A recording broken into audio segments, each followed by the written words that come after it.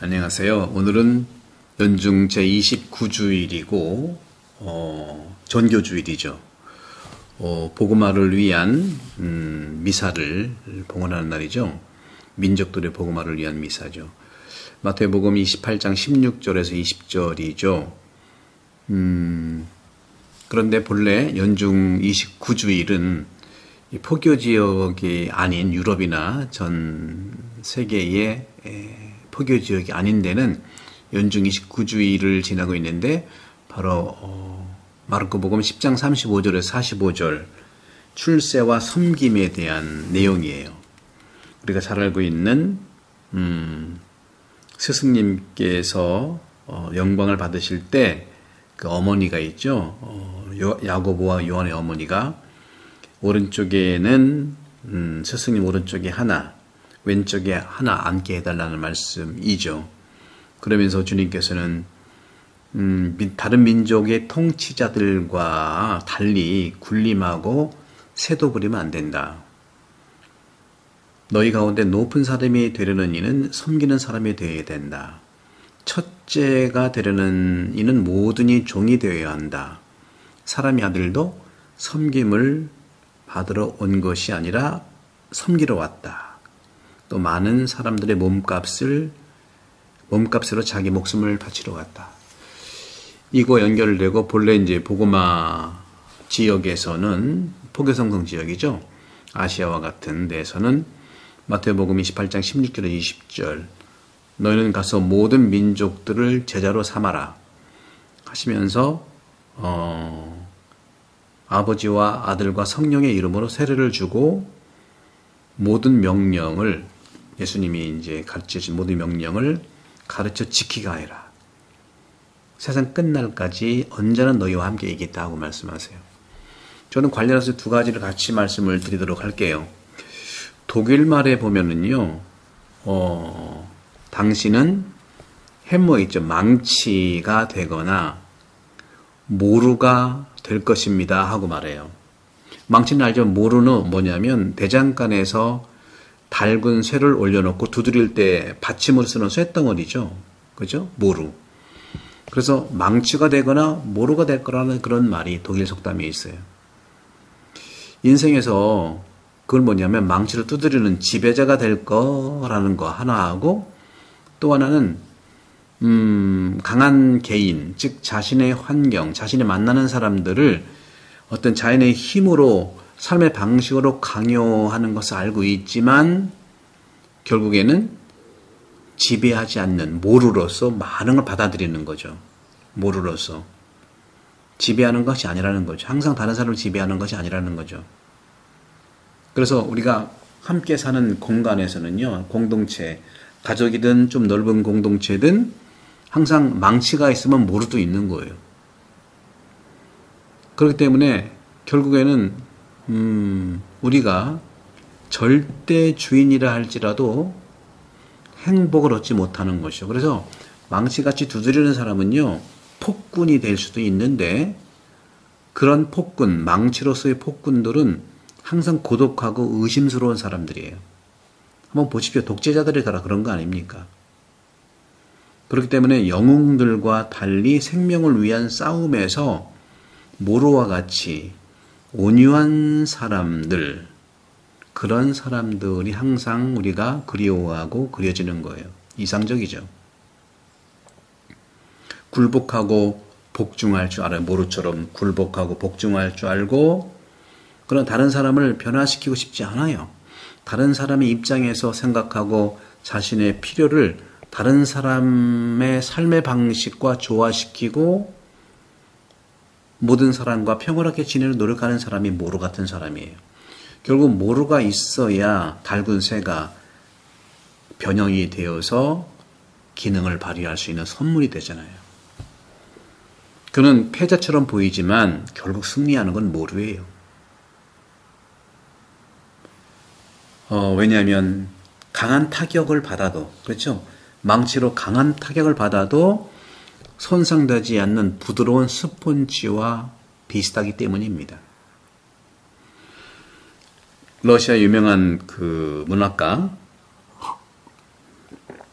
레오 톨스토이, 그는 여러 가지 이야기, 소설, 단편에서 누구에게도 저항하지 않는 겸손한 농부를 완벽한 그리스도인의 이상으로 제시하고 있고요. 또 그렇게 알고 믿었어요. 하지만 그는 그런 것을 잘 표현한다고 했지만 실제로 세상 현실을 놓고 보면은 겉으로 복종하는 것 같지만 실제로는 교활한 사람들을 많이 본 거예요. 겉으로 형님 하지만 지배하는 거예요. 지배하는. 그러니까 모루 같은 모습으로 드러나지만 망치를 들고 있는, 숨기고 있는 거죠. 숨기고 있는 거예요. 우리도 한번 돌아봅시다. 주님이 말씀하신 너희는 그래서는 안 된다. 높은 사람이 되려면 섬기는 사람이 되어야 한다. 첫째 되려면 말씀하잖아요. 모든 이의 종이 되어야 한다. 모루가 되어라. 그런 점에서 우리는 이런 인간 안에는요, 이런 두 가지 성향을 가지고 있어요. 모두에게 망치만 있는 것도 아니고 모루만 있는 것도 아니고 두 개가 다 가지고 있는 성향을 가지고 있는데 어떻게 우리가 이것을 잘 모루로서의 삶을 말하고 있느냐. 예수님은 모루 같은 삶을 살라고 하는 거예요. 세상을 지배하려고 강해지지 말라는 거예요. 반면에 다른 편으로 누구에게도 해를 끼치지 말고 선해지기를 원하며 세상과 우주와 조화롭게 살기를 바라는 거죠. 인생에서 이 두 가지 욕망을 모두 실현할 것이 가능할까요? 모두에게 사랑받는 선한 왕은 얼굴에만 존재할까요? 중요하게 하지만 삶 자체가 그래야 되는 거죠. 바로 그런 부분에 성경에서도 마찬가지, 성경도 계속해서 말하고 있는 것이 하느님께서는요, 인간을 당신의 모습으로 낙원에서 창조했어요. 그리고 그에게 당신의 땅을 맡기셨어요. 그리고 그들의 이름을 주실 수 있도록 하셨어요. 창세기 2장 19절이죠. 유대 말로는요, 유대어로는 이름을 짓게 했다고 하는 것은 절대적 통치권을 의미합니다. 이름을 주어지는 거잖아요. 이름을 짓는 거잖아요. 그래서 구약은 땅을 다스릴 사람들을 약속하는 거예요. 시편 36편 29절. 예수님을 따르는 사람들은요, 12명의 이 제자들, 예수님의 보좌들이잖아요. 바로 12보좌에 앉아서 예수님의 제자들은 이스라엘의 12지파를 다스릴 거라고 마태복음 19장 28절에 나온 것이죠. 마지막 자리를 선택하라고 하는 것이 굉장히 중요합니다. 죽음에 이르기까지 순종하라는 거죠. 필립비 2장 8절. 자기를 부인하고 십자가를 지라고 하잖아요. 필립비에서 계속 말하고. 이런 사람들의 말은 얼마나 겉으로 보면 모루같이 가혹합니까? 두드리면 계속 맞아야 되는 거예요. 야훼 고통받는 종이라고 하는 이사야의 고백과 똑같은 거죠. 오늘날에는요, 우리가 살고 있는 이곳, 이 땅에서는 그리스도인들에게 굴욕과 복종의 시간이지만 영생에서는 지배와 영광의 능력이 올 거라는 겁니다. 이 지상이 모로와 같은 삶이라면 저 저상은 망치와 같은 영광의 삶을 산다는 것이죠. 바로 이것이 예수님의 삶의 방식이에요. 그분은 굴욕당하시고 고난받으셨고 영광에 들어가셨어요. 하지만 우리는 이러한 구별이 잘못되었다고 말하고 싶지는 저는 않습니다. 우리는 항상 이런 식으로 고통을 위로하곤 합니다. 인내심을 가지십시오. 오래 가지 않을 것이며 그러면 크고 영원한 위로가 올 것입니다.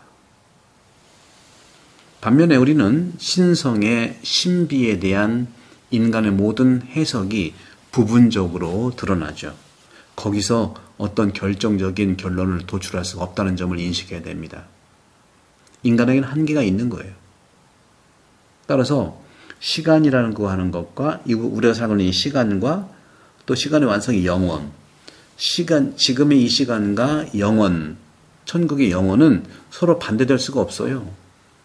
이 시간은 짧고 영원은 길잖아요. 그죠? 근데 이것이 별도의 두 개의 기간으로 나눌 수 없다는 거죠. 영원은 다음에 오는 것이 아니에요. 지금 이 시간 안에 영원이 있다는 겁니다. 그걸 꼭 기억하십시오. 이미 시간은 영원성을 반영하고 있는 거예요. 그래서 예수님께서는 천국이 너희 가운데 있다고 말씀하시잖아요. 그런 점에서 마음속에 영원한 생명을 간직한 의인들은 이미 신비롭고 은밀한 방법으로 세상을 다스리고 있음을 믿으십시오. 영원 돌봄이에요. 예수님께서 승천하신 다음에 아버지 오른쪽에 앉아 세상을 통치를 맡으셨다고 해도 틀린 말은 아니죠. 그런데 이것은 언제까지 우리가 의지만 해야 될까? 예수님의 방식은요, 당신이 모든 해결해 주시는 분이 아니에요.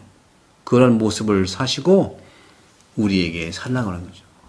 그래서 예수님께서 우리에게 맡겨주시고 떠나셨을 때 그러자 제자들은 모두가 예수님처럼 된 겁니다. 예수님이 끝까지 함께 제자들과 있다고 한다면 제자들은 늘 예수님께 의지돼서 복음서에 나오는 그러한 약한 존재로서 늘 첫째 자리만 차지하려고 하는 그런 어린이처럼 악동처럼 드러나고 있지만 예수님이 떠나니까 그들이 다 예수님이 된 거예요. 그래서 그런 점에서 본당 신부님들이 임기가 있다는 게 굉장히 중요한 것 같아요. 저도 학교에서는 올해 23년 있었지만 말이죠. 시드니에서 4년 있었고 여기서 5년 있어요. 있는 동안에 우리는 이 지상의 시간이 빨리 갈 수도 있고 또 어떤 면에서는 전부 다 망치 같은 삶이 될 수도 있어요. 저도 망치 같은 삶이 될 수 있겠지만 모루로서 살아갈 때 망치는 영생까지 찬양과 찬양으로 우리 함께 갈 수 있다는 거죠. 바로 이것이 성금요일의 전례예요. 이것이 바로 오늘 복음화 주일에서 성부와 성자와 성령의 이름으로 세례를 베풀고 주님이 가르치신 모든 것을 가르쳐라. 항상 주님이 함께 있다고 하는 거죠. 그래서 저는 오늘 이러한 예수님께서 십자가에서 통치하신다는 거죠. 그분은 굴욕과 패배의 순간에 이미 승리하신 거예요. 모루 같은 삶이지만 승리하신 거예요. 망치 같은 삶으로 승리하신 거죠.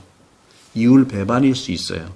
하느님과 인간의 신비 안에 존재하는 많은 것들이 그리스도의 한 인격 안에서 극복된다는 것이죠. 그렇기 때문에 우리는 그리스도인들이 인생의 모든 싸움에서 승리자라고 말하는 것을 두려워하지 않습니다. 여러분 두려워하지 마세요. 우리가 승리자라고 하는 것은 이 세상에서 우리가 망치 같은 삶을 살기 때문이 아니에요. 모루 같은 삶을 살기 때문에 그런 거예요. 이것이 바로 왕들처럼 세상의 임금처럼 다스리거나 통치하거나 권세를 부리거나 하는 것이 아니라는 거죠. 그런 점에서 우리는 그리스도의 통치는 성령을 통해서 수행된다는 것을 기억합시다. 사랑으로 말미암아 믿는 자의 마음 속에 깊이 파고드는 것이죠. 우리가 다른 사람들을 영적으로 사랑할 때 우리는 그들을 가장 잘 통제할 수가 있어요. 사랑은 승리를 가져오지만 상대방을 패배하게 만들지는 않습니다. 사랑은 각 사람의 개성을 존중하고 모든 사람을 획일화하지 않고 그 차이 속에서 하느님의 다각적인 지혜를 바라보는 거죠. 에페소서 3장 10절. 그런 점에서 세상의 모든 권력자들은 이러한 가장 확실한 표시, 망치같이 살아가는 것, 이것이 승리일지 모른다고 착각하는 것이죠. 하지만 어려움 속에서도 우리는 지금 모루 같은 삶이지만 십자가 위에서도 우리 자신을 위로할 수 있는 영적 능력이 있다는 거죠. 그러면 그리스도인은 고난을 통해서 생명을 증거하고 고난 속에 승리가 분명히 일어나는 것입니다. 종교주일날 또 우리 출세와 섬김이라고 하는 이 마르코복음 10장 35절 45절의 말씀을 마음에 새기면서 정교주일 한 영혼을 돌보는, 한 영혼을 주님께 안내하는 그러한 날이 되기를 축복하고 영혼 돌봄과 구독, 선교 부탁드립니다. 성부와 성자와 성령께서는 여러분 모두를 강복합니다. 감사합니다.